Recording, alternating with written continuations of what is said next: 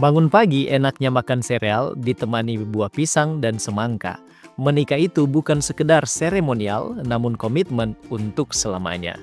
Apa yang harus dipertimbangkan dan dilakukan untuk siap memasuki pernikahan? Kita akan membahasnya di sini dalam program Kapas. Keluarga Allah pasti akan ke surga.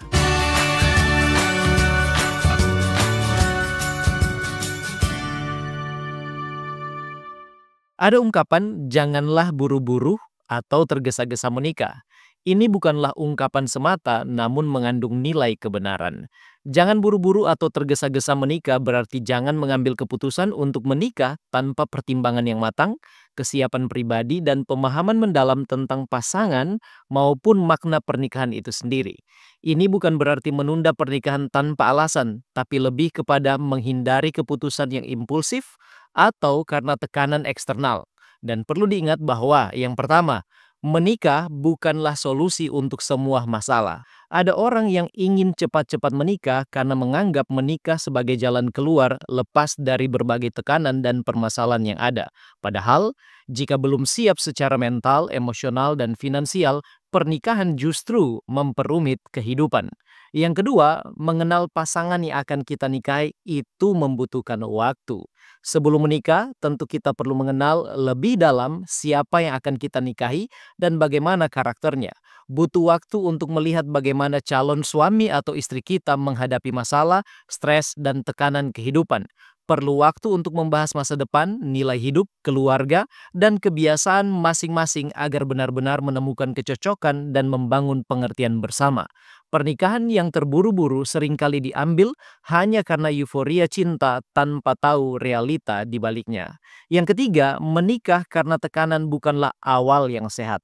Banyak pernikahan terjadi karena adanya tekanan baik secara internal maupun eksternal seperti tekanan batin, melihat teman-teman yang sudah menikah atau tekanan dari lingkungan sekitar orang tua, keluarga, dan teman-teman misalnya yang menuntut bahkan menggoda untuk cepat menikah. Buru-buru menikah hanya karena ingin memenuhi ekspektasi dan tekanan orang lain bisa menyebabkan penyesalan karena sesungguhnya yang akan menjalani pernikahan dan menanggung segala ujian di dalamnya bukanlah orang lain, melainkan diri kita sendiri. Yang keempat, keputusan yang tergesa-gesa bisa berujung pada penyesalan yang berkepanjangan. Contoh, setelah menikah baru sadar bahwa banyak ketidakcocokan atau setelah menikah baru tahu bahwa pasangan punya masalah mental, finansial, dan lain sebagainya, atau sudah menikah tapi ternyata keduanya tidak benar-benar punya komitmen dan visi hidup bersama. Nah, bila sudah seperti ini, perasaan akan diisi oleh penyesalan. Menikah memang harus dilandasi dengan saling mencintai, namun itu saja tidak cukup. Ada banyak hal yang perlu dipertimbangkan dalam mempersiapkan memasuki pernikahan. Yang pertama, kesiapan pribadi baik mental maupun emosional. Hal ini tentu menyangkut adanya kedewasaan mental dan emosional serta tanggung jawab dan komitmen jangka panjang terhadap pasangan dan rumah tangga. Mengapa hal ini penting? Karena pernikahan bukanlah pelarian dari masalah pribadi, tapi perjalanan bersama yang butuh kematangan. Yang kedua, kesiapan untuk hidup berdua. Tanyakan pada diri sendiri, siapkah kita menerima dan beradaptasi dengan kebiasaannya? Siapkah kita berbagi ruang, waktu, uang, dan perhatian setiap hari? Siapkah kita menerima kelebihan dan kekurangannya? Yang ketiga, kemampuan komunikasi. Hal ini menyangkut kesiapan kesadaran untuk berbicara, mendengar, dan menyelesaikan masalah secara sehat bersama pasangan, terutama dalam hal-hal penting yang akan dihadapi dalam kehidupan rumah tangga. Yang keempat, kondisi dan rencana finansial. Hal ini menyangkut segala hal yang berkaitan dengan keadaan keuangan masing-masing calon pasangan, serta perencanaan keuangan bersama setelah menikah. Ini sangat penting karena masalah finansial adalah salah satu penyebab utama konflik dalam rumah tangga. Yang kelima, kesamaan nilai, prinsip, dan keyakinan. Tanyakan seberapa cocok nilai hidup dan tujuan masa depan keduanya. Persamaan pandangan, nilai, prinsip, dan keyakinan merupakan hal-hal mendasar dalam hidup yang akan mempengaruhi bagaimana kita menjalani pernikahan dan membangun keluarga. Ini adalah salah satu faktor paling penting untuk menciptakan hubungan yang stabil, harmonis, dan tahan lama. Yang keenam, hubungan dengan keluarga besar. Hal ini menyangkut bagaimana menjalin, memahami, menyesuaikan hubungan dengan orang tua, saudara, dan kerabat masing-masing. Ingat, dalam pernikahan yang bersatu bukan hanya dua individu, tapi juga dua keluarga besar. Jadi hubungan yang sehat dengan keluarga besar bisa menjadi sumber dukungan, tapi jika tidak dikelola dengan baik, bisa menjadi sumber konflik yang serius. Yang ketujuh, visi dan tujuan pernikahan. Hal ini merupakan kesepahaman antara dua calon pasangan mengenai arah, makna, dan tujuan dari pernikahan yang akan mereka jalani. Ini mencakup apa yang ingin kalian capai bersama dalam hidup, seperti bentuk keluarga yang ingin dibangun, nilai-nilai yang dijunjung, dan impian jangka panjang.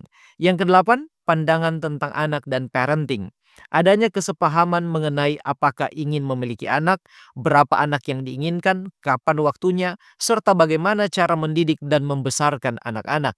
Ini sangat penting karena perbedaan pandangan soal anak bisa jadi sumber konflik besar dalam pernikahan. Yang kesembilan, legalitas dan administrasi. Hal ini merupakan segala hal yang berkaitan dengan persyaratan hukum dan dokumen resmi yang harus dipenuhi agar pernikahan sah secara hukum negara dan juga secara agama. Ini adalah bagian penting dari persiapan pernikahan yang sering dianggap sepele, padahal berpengaruh besar terhadap status hukum, hak, dan perlindungan dalam pernikahan. Dan yang ke-10, kesehatan fisik dan medis. Memastikan keduanya dalam keadaan sehat secara jasmani dan memahami kondisi kesehatan satu sama lain, serta siap menjalani kehidupan berumah tangga termasuk aktivitas seksual, kehamilan, dan pengasuhan anak. Hal ini penting karena pernikahan bukan hanya soal cinta, tapi juga menyangkut kesehatan tubuh dan kemampuan biologis yang akan mempengaruhi keharmonisan rumah tangga dan juga masa depan keluarga. Dan yang ke-11 yang paling penting adalah kehidupan spiritual. Kedewasaan hubungan dengan Tuhan akan menjadi pedoman dalam mengambil keputusan, bersikap terhadap pasangan, menghadapi masalah, serta juga dalam mendidik anak. Nah, pertimbangan-pertimbangan ini menyimpulkan satu hal, yaitu pentingnya persiapan sebelum memasuki pernikahan. Menikah tanpa persiapan yang matang bisa membawa berbagai konsekuensi serius, baik secara pribadi, emosional, maupun dalam hubungan itu sendiri. Berikut adalah beberapa resiko atau dampak negatif yang umum terjadi jika menikah tanpa persiapan yang cukup. Yang pertama, ketidaksiapan menghadapi realita kehidupan berumah tangga. Akibatnya banyak konflik tanpa penyelesaian yang baik karena ketidaksiapan mental maupun emosional. Yang kedua, ketidakcocokan dalam visi dan tujuan hidup bersama. Yang ketiga, kegagalan dalam komunikasi rumah tangga. Yang keempat, terjadinya masalah keuangan. Yang kelima, resiko perceraian menjadi lebih tinggi. Yang berikutnya membawa dampak buruk terhadap anak-anak yang mungkin dihasilkan dalam pernikahan. Dan yang terakhir, siklus masalah yang terulang dan terulang kembali. Seorang penulis Kristen terkenal, Ellen G. White, dalam buku Adventist Home halaman 70 mengatakan bahwa pernikahan itu dilembagakan oleh Allah sendiri dan merupakan suatu institusi yang kudus yang tidak boleh dimasuki dengan semangat mementingkan diri sendiri.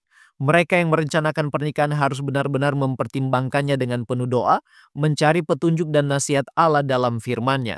Itulah sebabnya Alkitab mengatakan dalam Mazmur 127 ayat 1, "Jikalau bukan Tuhan yang membangun rumah, sia-sialah usaha orang membangunnya.